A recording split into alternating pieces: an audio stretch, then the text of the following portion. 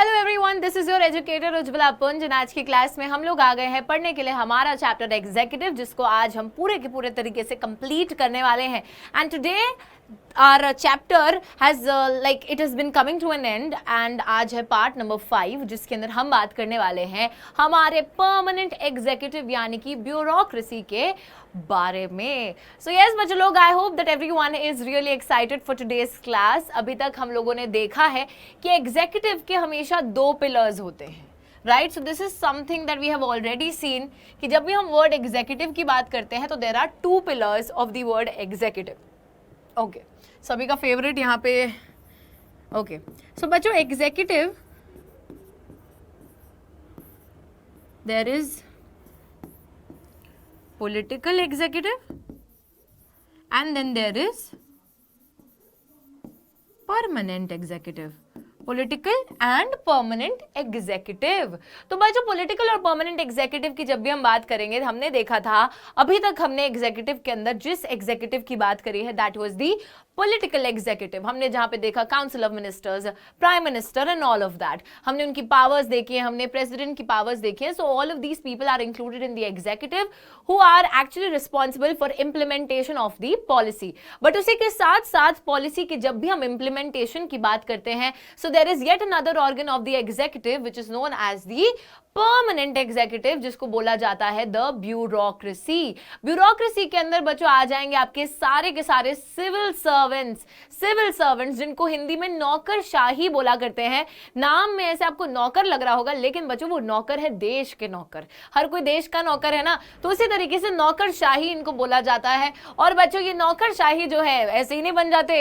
ये बच्चों नौकरशाही बनने के लिए आपको क्लियर करने पड़ते हैं बहुत ही डिफिकल्ट एग्जाम। और एक्चुअली हमारे इंडिया का सबसे मुश्किल exam which is the UPSC द्वारा कंडक्टेड सिविल सर्विसेज एग्जामिनेशन, और उसको क्लियर करने के बाद जो भी इंसान जो है उनको क्लियर कर ले तो वो बन जाता है आईएएस, आईपीएस, आईआरएस। तो बच्चों ये डिफरेंट सर्विसेज हैं हमारी सिविल सर्विसेज के अंदर, एंड काफी ज्यादा मुश्किल है अगर आपको इस नौकरशाही का हिस्सा बनना है और एक परमानेंट एग्जीक्यूटिव की तरह आना है। लेकिन यहाँ पर एक जो चीज हम बोलते हैं कि ये पॉलिटिकल क्यों और ये परमानेंट क्यों, वो पॉलिटिकल एग्जीक्यूटिव क्यों है?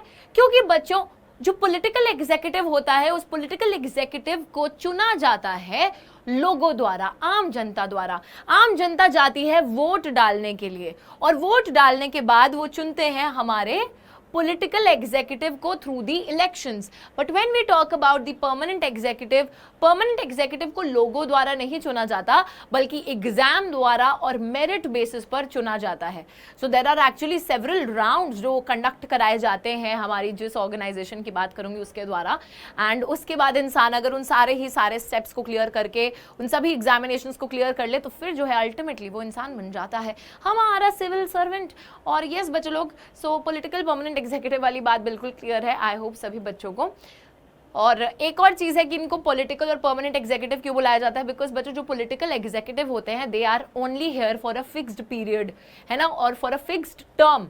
अगर आप किसी को प्रधानमंत्री चुन रहे हो तो आप उनको अगले 5 साल के लिए प्रधानमंत्री चुन रहे हो, ये नहीं कि जिंदगी भर के लिए प्रधानमंत्री चुन रहे हो सकता है कि 5 साल के बाद जब फिर से चुनाव होंगे तो वो प्रधानमंत्री फिर से चुनाव जीत जाए, लेकिन it is not necessary that the person will win again and again and again, है ना। लेकिन बच्चों जो हमारा परमानेंट एग्जीक्यूटिव है, परमानेंट एग्जीक्यूटिव की एक चीज ध्यान रखिएगा कि परमानेंट एग्जीक्यूटिव जो है ना उसको परमानेंट इसलिए बोला जाता है क्योंकि अगर एक बारी किसी इंसान ने एग्जाम क्लियर करके वो परमानेंट एग्जीक्यूटिव बन गया तो ये नहीं है कि 4 साल या 5 साल के लिए आया है।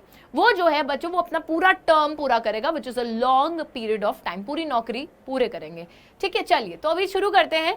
तो यहाँ पर नाम आया है एक बहुत ही बड़ी ऑर्गेनाइजेशन का, एक बहुत ही बड़ी कमीशन का बच्चों, which is responsible for conducting the exams, and the name of the commission is UPSC. UPSC बच्चों एग्जाम का नाम नहीं, यूपीएससी कमीशन का नाम है जो कि इन एग्जाम्स को कंडक्ट कराती है, which is the union public services commission.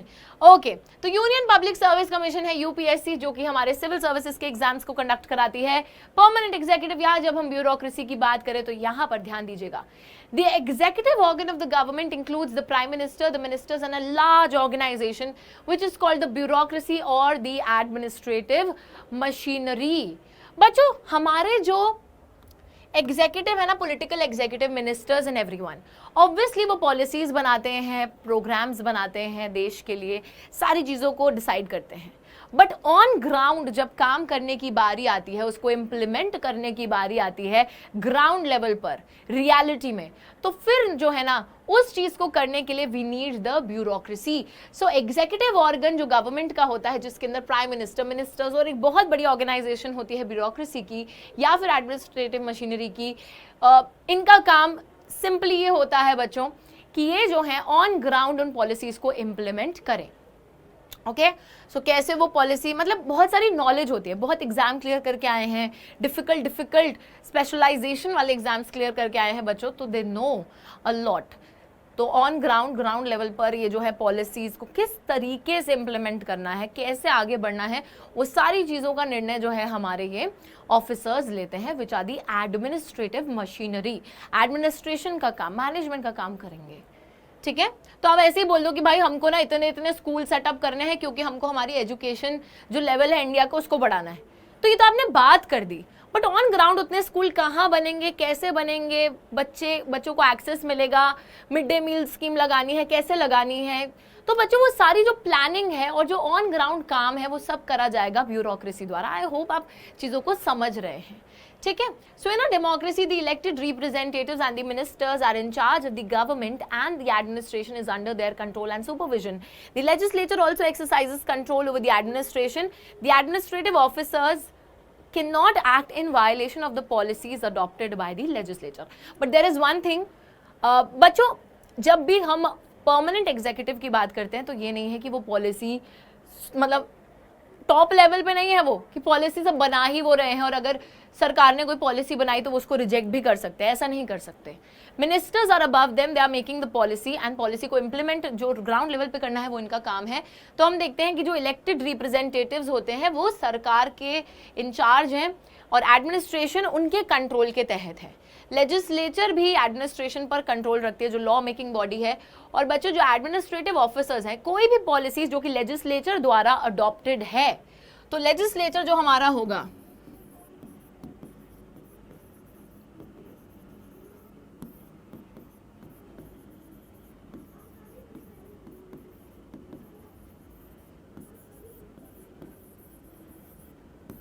इसके वायलेशन में जो है ना आप कुछ भी नहीं कर सकते हो। आप you can not act in violation of the policies that have been adopted by the legislature. तो लेजिस्लेचर ने जो पॉलिसीज अडॉप्ट करी हैं उसके खिलाफ नहीं जा सकते हो आप। Alright, It is the responsibility of the ministers to retain political control over the administration. ये हमारे मिनिस्टर्स की रिस्पॉन्सिबिलिटी है, उनकी जिम्मेदारी है कि उनको एडमिनिस्ट्रेशन के ऊपर कंट्रोल जमा के रखना है। इंडिया के अंदर प्रोफेशनल एडमिनिस्ट्रेटिव मशीनरी भी मौजूद है। All right, now we will talk about the Indian bureaucracy. बच्चों लेकिन इंडियन ब्यूरोक्रेसी की बात करने से पहले let us also talk about one thing. जब भी हम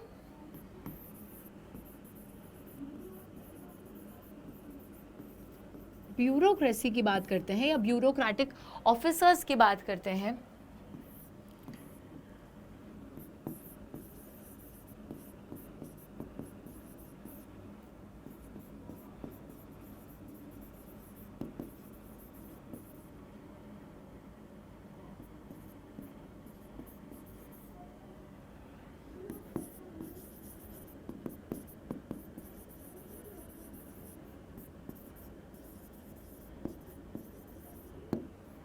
दो चीजें ब्यूरोक्रेसी के लिए होनी बहुत ही ज्यादा जरूरी हैं। सबसे पहली चीज है कि इनको एक पॉलिटिकल अकाउंटेबिलिटी रखनी होगी, एक जवाबदेही रखनी होगी। किसके लिए? बच्चों देखिए, बहुत सारे ब्यूरोक्रेटिक ऑफिसर्स जो आईपीएस ऑफिसर्स बनते हैं, एक तरीके से हम देखते हैं कि उनको प्रोटेक्शन में भी लगाया जाता है, कि प्राइम मिनिस्टर की प्रोटेक्शन में, प्रेसिडेंट की प्रोटेक्शन में। तो यहाँ पर they are ready to sacrifice their lives for the protection of the prime minister and the president. क्यों? क्योंकि उनको बहुत प्यार है प्राइम मिनिस्टर से। क्या ये उनको बहुत प्यार है प्रेसिडेंट से? ऐसा कुछ नहीं है, कोई यहाँ पे उनका चाचा भतीजे का कोई रिश्ता नहीं है।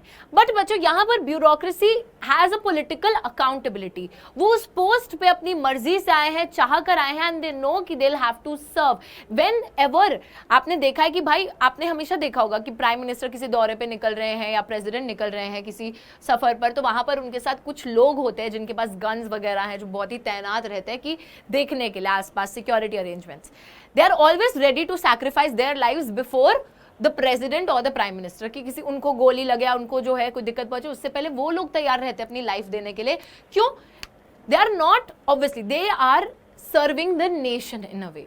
वो देश की सर्विस के लिए आए हैं, तभी वो तैयार है। उनकी एक ड्यूटी है जो उनको पूरी करनी है। ऐसा नहीं है कि वो प्रेसिडेंट उनके कुछ लगते हैं या प्राइम मिनिस्टर कुछ लगते हैं तो वो कुछ कर रहे हैं, बल्कि उनकी देश की तरफ एक जिम्मेदारी है, एक ड्यूटी है जिसको वो निभा रहे हैं, और अपनी जान गंवाने के लिए भी वो तैयार बैठे हैं। ठीक है, तो ये चीज हो गई कि पॉलिटिकली अकाउंटेबल है, और दूसरी चीज हो गई कि पॉलिटिकली उनको न्यूट्रल रहना पड़ता है। बच्चों, पावर में कांग्रेस हो, भारतीय जनता पार्टी हो, समाजवादी पार्टी हो, कुछ भी पार्टी हो, और उनके जो है पर्सनल पॉलिटिकल व्यूज कुछ भी हो सकते हैं। हो सकता है किसी को बीजेपी पसंद है पर पावर में कांग्रेस है, तो इसका ये मतलब नहीं है कि आप उनके डिसीजन नहीं सुनोगे और बोलेगे हट मैं नहीं सुनूंगा, ये जो है ना ये मेरी फेवरेट पार्टी नहीं है।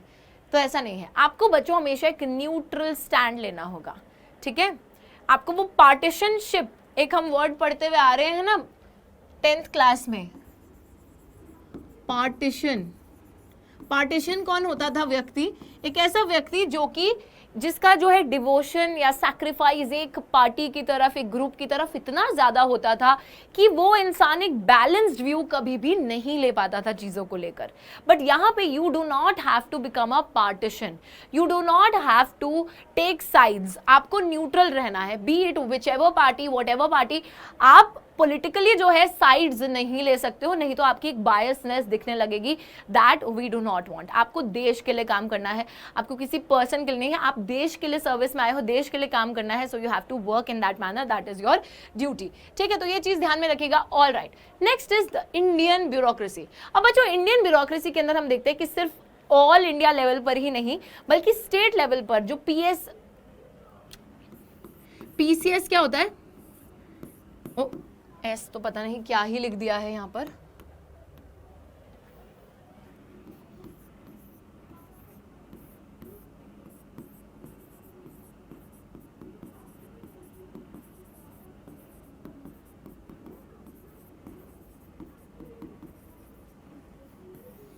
प्रोविंशियल सिविल सर्विसेज का एग्जाम जो है स्टेट लेवल पे बच्चों होता है, जहां पर स्टेट लेवल पे भी जो है हमारे ब्यूरोक्रेटिक ऑफिसर्स को चूज किया जाता है। तो it is not like all India, obviously all India services के लिए भी चुना जाता है, आईएएस आईपीएस वगैरह, बट उसी के साथ साथ पीसीएस के भी एग्जाम्स लोग देकर लोकल गवर्नमेंट में, स्टेट लेवल पर भी जो है यहाँ पर सिविल सर्वेंट बन सकते हैं। Technical managerial staff running public sector undertakings. और बच्चों, जो सरकारी दफ्तर होते हैं वहां पर भी जो है चलाने का काम हमारे जो है managerial staff, technical and managerial staff public sector undertakings में करते हैं। ठीक है, तो आई होप ये बात सभी को क्लियर हुई है, सभी को समझ में आई है। The Union Public Services Commission has been entrusted with the task of conducting the process of recruitment of the civil servants for the government of India. बच्चों, आपको लगेगा कि why only the UPSC, कोई और कमीशन क्यों नहीं conduct करा रही है इन एग्जामिनेशंस को? सो रिमेंबर दिस कि यूपीएससी एक ऐसी कमीशन है जिसको गवर्नमेंट ने ये रिस्पॉन्सिबिलिटी दी है कि आपको एग्जामिनेशन कंडक्ट कराने हैं। किस लिए कंडक्ट कराने हैं? ताकि हम सिविल सर्वेंट्स को रिक्रूट कर सके सरकार के लिए। ठीक है, तो उसको ये जिम्मेदारी सौंपी गई है, तभी वो जो है एग्जाम्स को कंडक्ट भी करवाते हैं। उसी के साथ साथ similar public service commissions are provided for the states. Members of the public service commissions are appointed for a fixed term. बच्चों, अब यहाँ पे देखिए, पब्लिक सर्विस कमीशंस के जो मेंबर्स हैं उनको एक फिक्स्ड टर्म के लिए एम्प्लॉय किया जाता है, बल्कि ऐसा नहीं है with when it comes to all India services. वहां पर हमने परमानेंट एग्जीक्यूटिव उनको बोल दिया कि भाई वो जो है ना, मतलब अगर आज मैं 30 साल की हूँ, मैं काम पे लगी हूँ, तो भाई रिटायरमेंट तक मैं काम करूंगी। मेरा कोई फिक्स्ड टर्म नहीं है कि मेरे को 3 या 4 साल बाद निकाल दिया जाएगा। बट यस, जो स्टेट लेवल पे मेंबर्स बन रहे हैं हमारे, उनका एक फिक्स्ड टर्म है। उनको जो है फिक्स टर्म वो सर्व करेंगे, उसके बाद दिल गो। तो यहाँ पर यही बात हो रही है कि they are appointed for a fix term, जो PCS एग्जाम क्लियर करके हमारे सिविल सर्वेंट स्टेट लेवल पर बनाए जाते हैं। उसी के साथ साथ देयर रिमूवल और suspension is subject to a thorough inquiry made by a जज ऑफ द सुप्रीम कोर्ट। बच्चों परमानेंट तो है, but yes there should be a provision, there should be a provision and there is a provision कि अगर उनको कभी कल को, ऐसा भगवान ना करे, लेकिन अगर कभी हमको किसी को निकालना है फॉर देयर मिसकंडक्ट और बैड बिहेवियर या कुछ भी रीजन गिवन, तो उनका जो रिमूवल या फिर सस्पेंशन की बात होगी, कोई करप्ट है या कोई गलत है, तो भाई जाहिर सी बात है कि उसको तो निकालना पड़ेगा। तो उसको सस्पेंड करने की या फिर हटाने की जब बात आती है तो it is subject to a thorough inquiry made by a जज ऑफ द सुप्रीम कोर्ट। तो बच्चों जो सुप्रीम कोर्ट यानी कि जो एपेक्स कोर्ट है आपका जुडिशियल सिस्टम का, apex court which is the Supreme court, apex court का जो जज होगा, जब वो जजमेंट देगा और इंक्वायरी चलाएगा, उसके बाद जाकर ही हम देखेंगे कि रिमूवल या सस्पेंशन जो है हो सकता है, नहीं तो सवाल ही पैदा नहीं होता। और बहुत एक्सट्रीम सर्कमस्टांसेस में ही हटाया जाएगा, ऐसे नहीं। एंड उसी के साथ the bureaucracy is an instrument through which welfare policies of the government must reach the people. बच्चों ऑब्वियसली गवर्नमेंट अगर कोई भी लोगों के भले के लिए पॉलिसी वगैरह लेकर आती है, कोई भी पॉलिसी निकालती है, तो वो पॉलिसी जो है लोगों तक कैसे पहुंचेगी? There should be an intermediary ना, एक इंटरमीडियरी होनी चाहिए जो कि आपकी उन पॉलिसीज को लोगों तक पहुंचा सके, ग्राउंड लेवल पर काम करके पहुंचा सके। तो वो जो इंटरमीडियरी है, उस इंटरमीडियरी का काम कौन करता है? हमारी ब्यूरोक्रेसी। So bureaucracy is a body that acts as a link, we can say it acts as a link between the ministers and the people, right?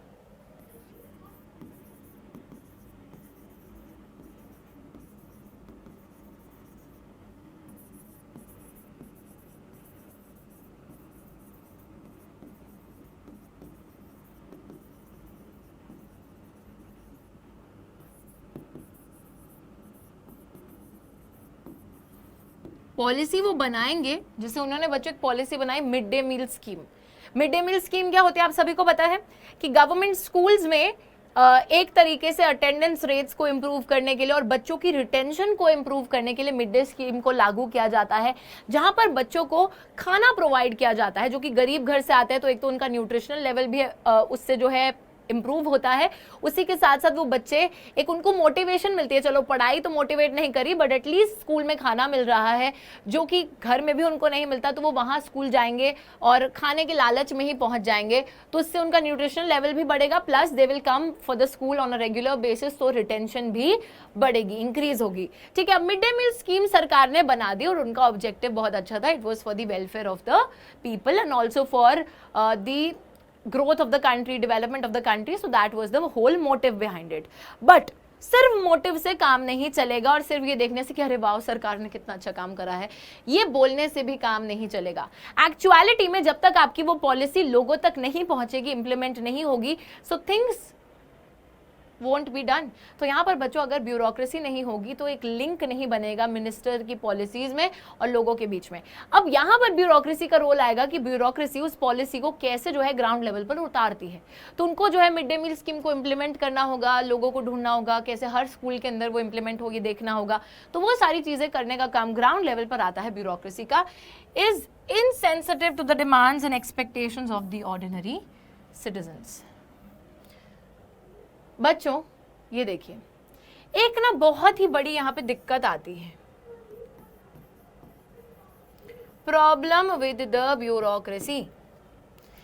एक तो लोगों को ये दिक्कत आती है कि गवर्नमेंट ऑफिशियल्स को लोग अप्रोच नहीं कर सकते, उनको लगता है कि वो उन्हें भगा देंगे। यूपीएससी वगैरह क्लियर करने, मतलब एग्जाम वगैरह क्लियर करने के बाद वो कह रहे हैं कि भाई अब मेरे से मत मिलना, मैं बड़ा आदमी बन चुका हूँ, ठीक है, मैं छोटे लोगों से बात नहीं करता। तो बच्चों एक तो ये चीज हो जाएगी कि अगर कोई इंसान अपने आप को बहुत ऐसे प्राइड में आ गया है, बहुत ज्यादा ऊंचा समझने लगा है, दूसरों को नीचा समझने लगा है, then that is a pretty wrong thing and उसमें जो है दूसरे लोग छोटा महसूस करेंगे, तो नॉट अ गुड थिंग। ठीक है, तो वो वाली चीज है। उसी के साथ साथ बच्चों कभी कभी ये होता है कि हमारे जो ब्यूरोक्रेसी होती है वो गवर्नमेंट कंट्रोल में रहती है। गवर्नमेंट कंट्रोल में कैसे कि ऑब्वियसली दे नो कि हमको गवर्नमेंट की बात सुननी पड़ेगी whatever are political opinions भी, बट कभी कभी सरकार बोलती है कि ये वाली चीज़ तुमने इंप्लीमेंट क्यों नहीं करी, और हो सकता है कि ब्यूरोक्रेट्स जो हैं वो उस चीज़ को ठीक ना मानते हो, but still they would have to do it because they are under the political control में रहते हैं।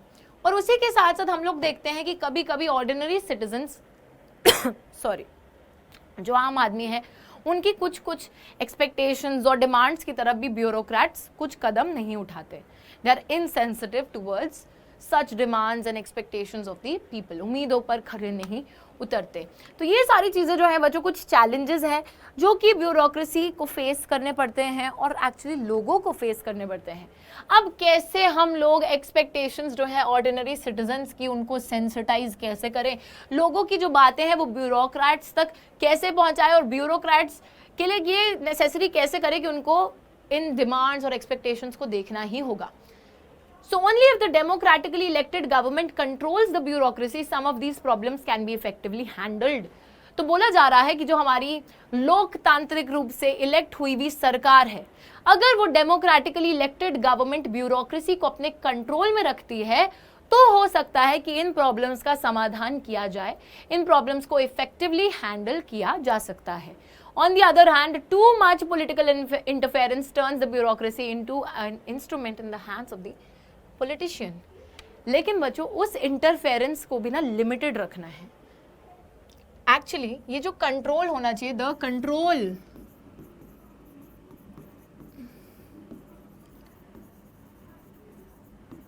शुड बी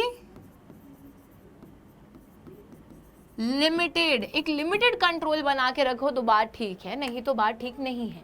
अगर ज्यादा ही कंट्रोल करने लग जाओगे ब्यूरोक्रेसी के ऊपर तो ब्यूरोक्रेसी पूरे के पूरी तरह एक इंटायरली पॉलिटिशियन के हाथ में एक हथियार बन जाएगी। Though the Constitution has created independent machinery for recruitment, many people think that there is no provision for protecting the civil servants from political interference in the performance of their duties. तो हमारा जो संविधान है वो एक independent machinery बन गया है, ठीक है बच्चों, रिक्रूट करने के लिए। बहुत से लोगों को ये लगता है कि सिविल सर्वेंट्स को प्रोटेक्ट करने के लिए पॉलिटिकल इंटरफेरेंस से कोई भी प्रोविजन नहीं है। तो पॉलिटिकली इंटरफेरेंस जो होती है कभी कभी वो पॉलिटिशियन को बहुत ज़्यादा कंट्रोल दे देती है, जिसकी वजह से ब्यूरोक्रेसी उतना इफेक्टिव नहीं रहता। तो जो कंट्रोल है काफ़ी लिमिटेड होना चाहिए और लोगों को यही लग रहा है कि सिविल सर्वेंट्स को प्रोटेक्शन मिलनी चाहिए ज़्यादा पॉलिटिकल इंटरफेरेंस से। ओके साथ ही में बच्चों it is also felt that enough provisions are not there to ensure the accountability of the bureaucracy to the citizen.